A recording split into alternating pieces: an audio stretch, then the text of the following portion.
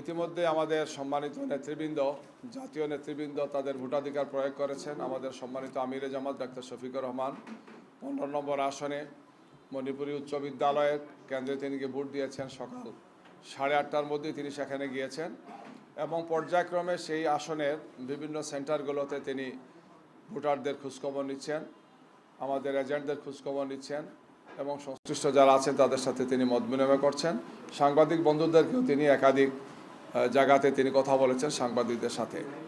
আমাদের সম্মানিত 3 জন নায়েবে আমির doctor Syed Abdullah Mohammad Taher, professor Mujibur Rahman এবং এটিএম আজহারুল ইসলাম, তারাও তাদের স্ব কেন্দ্রে ভোট দিয়েছেন। আমাদের ডাক্তার আবদুল্লাহ মোহাম্মদ তাহের ভাই কুমিল্লা 11-তে 14 তিনি ভোট দিয়েছেন।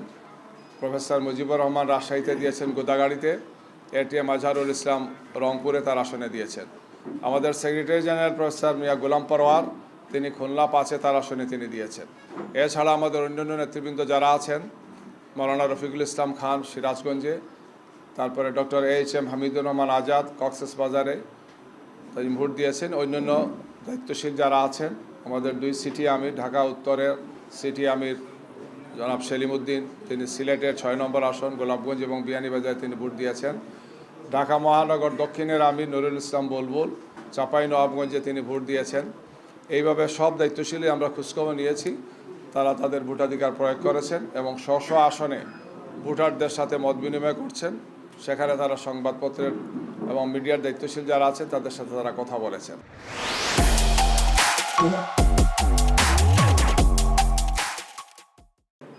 অন্যান্য জাতীয় নেতৃবৃন্দ আমরা দেখলাম তারা ভোট দিয়েছেন, কথা বলেছেন। আমাদের সম্মানিত প্রধান উপদেষ্টা তিনিও ভোট দিয়ে কথা বলছেন, সিইসি কথা বলেছেন, অন্যান্য জাতীয় নেতৃবৃন্দ ভোটাধিকার প্রয়োগ করেছেন।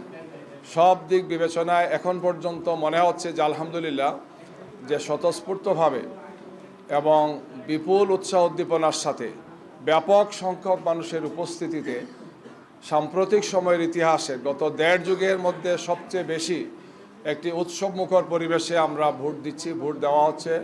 ভোটের এই অনুষ্ঠানটি আমরা দেখছি, যেটি আমাদের নতুন প্রজন্মের জন্যে সম্পূর্ণ একটি নতুন ইতিহাস। তারা ভোট না দেওয়াটাই দেখেছেন, ভোট জালিয়াতি দেখেছেন, ভোটার উপস্থিতি হয় না এমন ভোট দেখেছেন, বিনা ভোটে পাস দেখেছেন, রাতের ভোট দেখেছেন, আমি আর ডামি দেখেছেন। আর এবারই প্রথম একটি সুন্দর উৎসবমুখর আনন্দমুখর আনন্দঘন পরিবেশে অনেকটা ফেস্টিভ্যাল মুডে ভোট হয়, জনগণ অংশগ্রহণ করে। সেটি আমাদের জেনজিরা, আমাদের মা এবং বোনেরা সহ বিপুল সংখ্যক ভোটাররা প্রত্যক্ষ করছেন।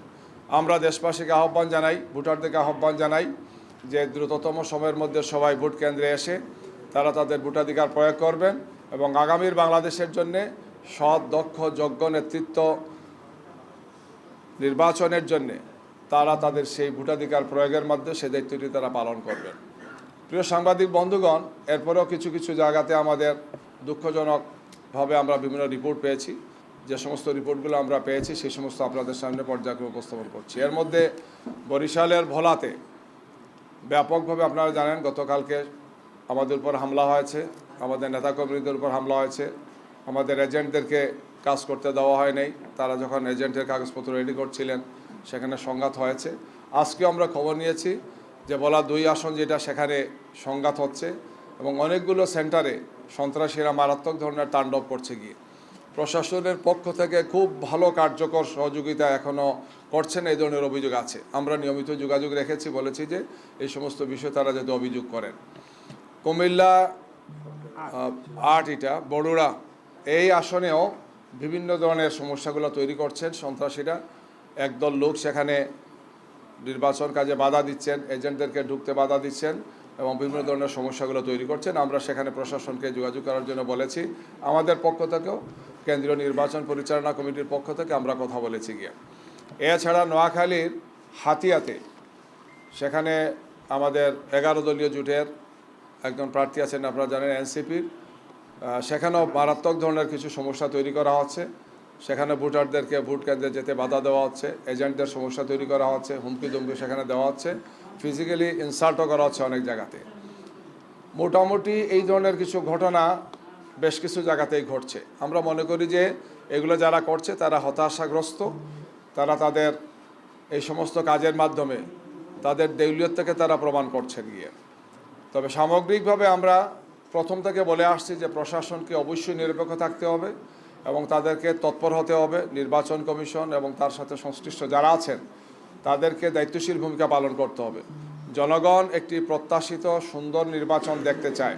কোনো অবস্থায় দায়িত্বশীল ব্যক্তিরা বা তার প্রতিষ্ঠানে যারা দায়িত্বে আছেন কোনো অবস্থায় যাতে তারা কোনো দিকে হেলে না পড়ে তাদের সঠিক দায়িত্বটি পালন করেন, এটাই আমাদের প্রত্যাশা, এটাই দেশবাসীর প্রত্যাশা।